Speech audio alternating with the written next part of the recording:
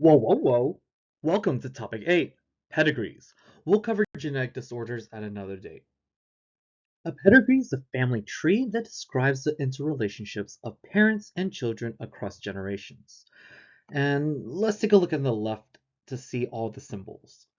So a circle represents female, square represents male, anything that's open means not affected, or not displayed, or not expressed. And then the darkened symbol or shaded means that the trait is visible, it is expressed, we know that that person has it.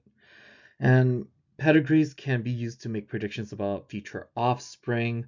And there are, again, many ways to represent the possible inheritance pattern. So there's autosomal dominant, autosomal recessive, and we'll dive into that. There's also sex-linked dominant, sex-linked recessive. We're also going to take a look at mitochondrial inheritance and Y-linked too. The first type of inheritance that we're going to look at would be the one caused by dominant alleles. So dominant alleles that cause a lethal disease are rare and arise by mutation. For example, achondroplasia is a form of dwarfism caused by a rare dominant allele.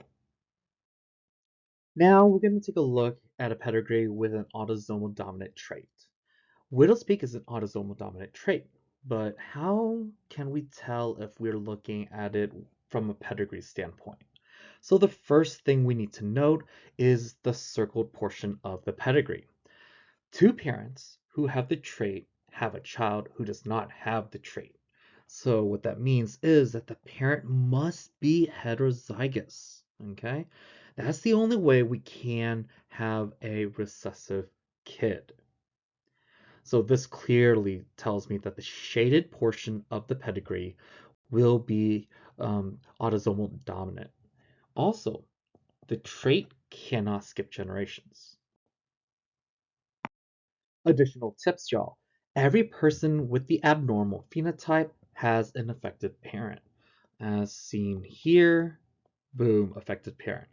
Either all if homozygous parent or half if heterozygous parent of offspring in an affected family are affected.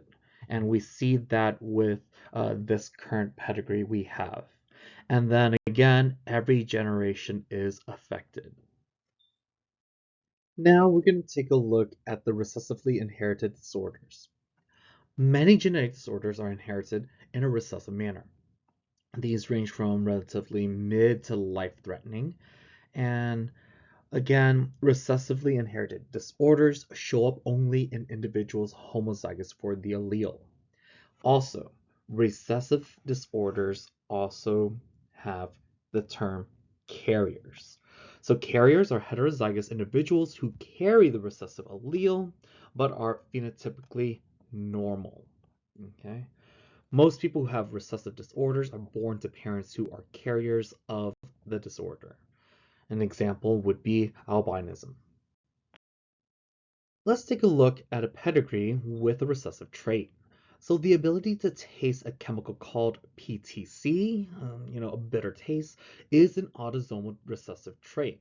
But just like the dominant allele, how can I tell this is an autosomal recessive pedigree? So the key is, and it's again circled for y'all, if two parents without the trait have a child who has the trait. This again once means that these unshaded would be heterozygous because the only way to have recessive children would be a heterozygous parents or just recessive homozygous for both parents. The trait can skip generations, okay? So that's another key. If we're looking at skip generations, we can take a look at this set of family here. So again, this group again does not have the trait, and all of a sudden it appears in the next generation. So, additional tips. Affected people often have two unaffected parents. So that's what we saw on the previous slide. In an affected family, one-fourth of children of unaffected parents are affected. The parents of this, in this case, would be heterozygous carriers. And then again, the trend of skipping generations is pretty common. Um, just like highlighted before, this is the first generation, and then this second generation here is skipped, but then it reappeared for individual 17 in generation 3. Let's take a look at a special case. The special case here would be the X-linked recessive trait. And an example of that would be colorblindness. It cannot be known for sure that a pedigree is showing X-linked recessive trait, but again, there are some clues. A high majority of males are affected, okay, and this is a ratio comparison between males and females. No females are affected when the dad is normal. That's another key. And then all sons are affected when mom is affected. So let's take a look at example number 1. It says only males are affected when both parents are normal. And if we are to take a look at this case, we know that this must mean that mom must be capital D, lowercase d, and then dad is definitely capital D. The dad obviously passes on the X chromosome to the daughter, thus the daughter not being affected, but with the son. The son unfortunately got the recessive allele and is now demonstrating that trait, thus sex-linked recessive. Another example would be that all sons are affected when the mother is recessive. The only allele that the mom has is indeed the recessive one. Again, the dad contributes nothing to the son except his Y allele.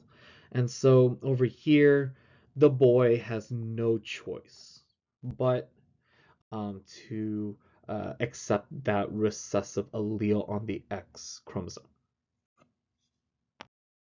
Again, additional tips, because there are unaffected parents that have affected offspring, it can be assumed that the trait is recessive. And again, like stated on the previous slide, the trait appears to affect males more than females, suggesting that it is on the X chromosome. In addition to sex-linked, we have another special case of mitochondrial inheritance. So again, the mother can only pass on mitochondrial disorders to to like her offspring. So both boys and girls of the mother that is affected will be affected. Let's take a look.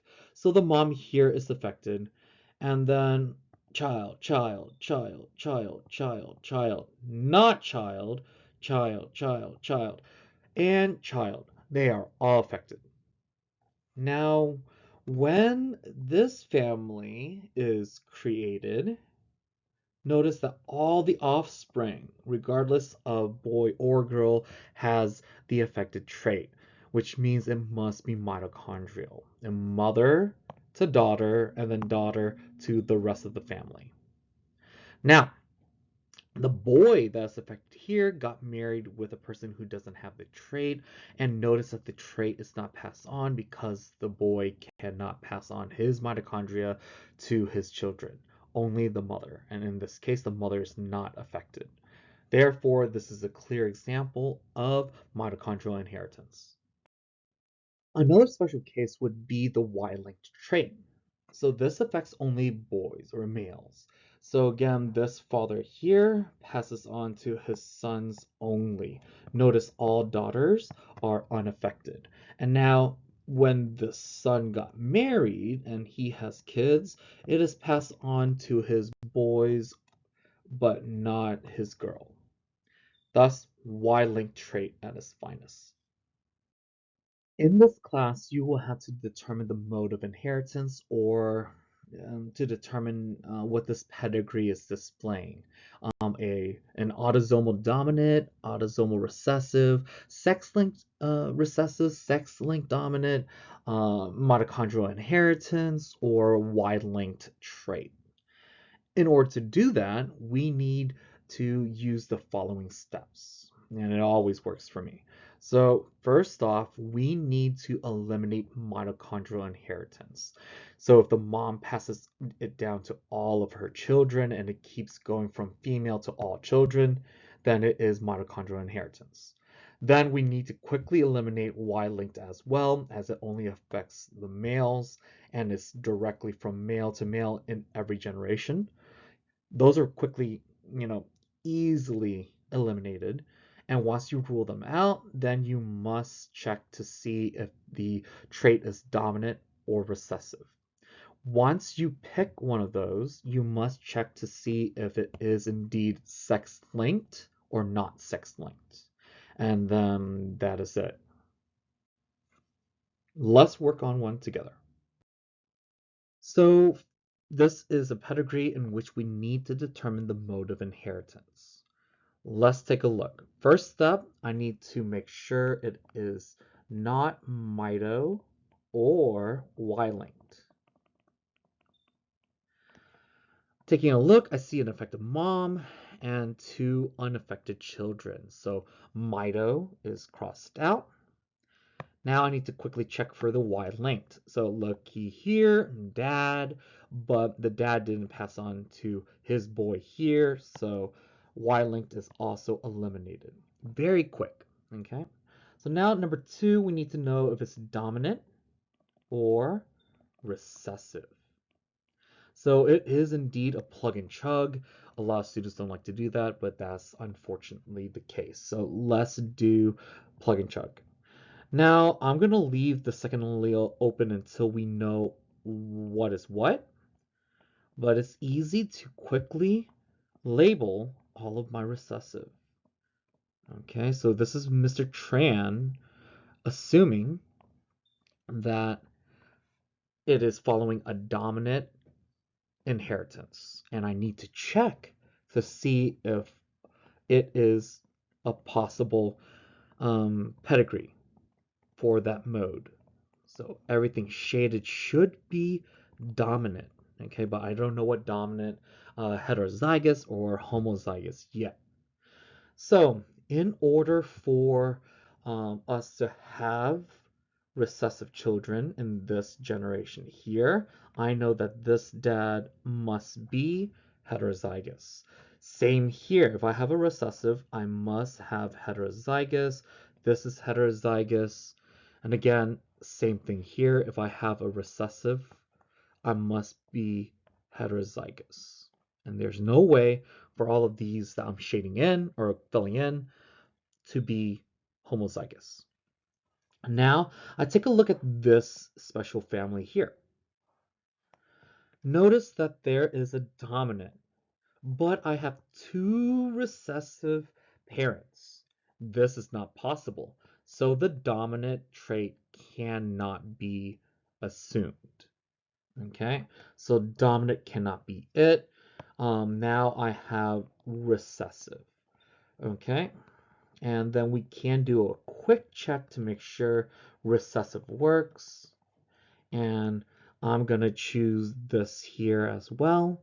In order for us to have a recessive kid, this must be heterozygous. And again, I don't know whether this is dominant or not,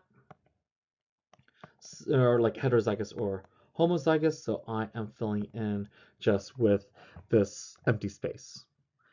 Okay, so that makes sense. And we have this here.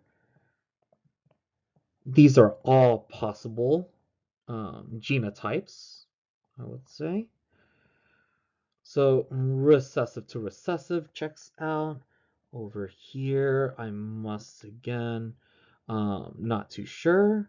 Right here, right here, right here, right here. That recessive kid dictates this to be heterozygous. If that's heterozygous, this has to be heterozygous. So this is possible. This right here is possible. This is a recessive trait. Last but not least, whether it's autosomal or sex-linked. I don't need to test whether it's dominant again.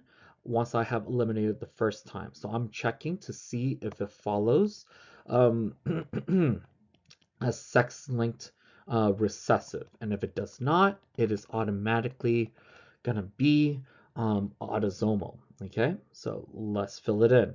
Shaded would be recessive. Again, I'm going to keep the parent open here, but I'm going to fill in the parents. Okay, so let's check real quick what we have so far. So the dad passes on the recessive trait to the daughters.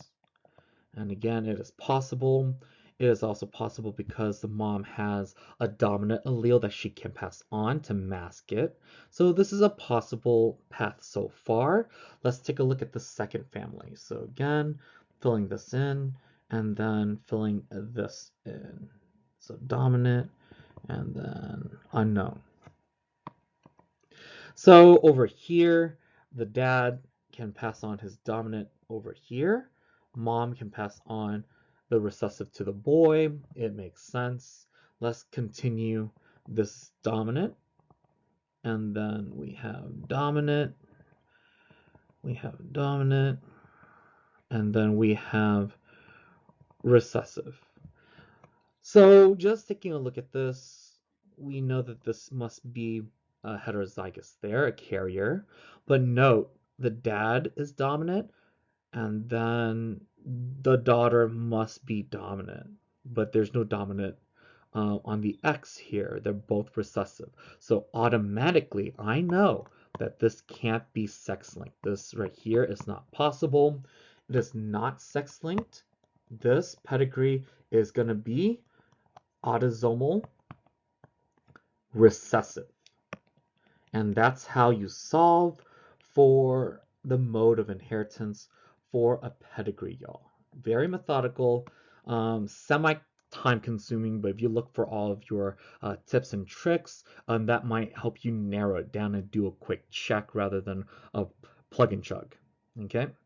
Well, with that said, y'all, that's it for today. Have a good one.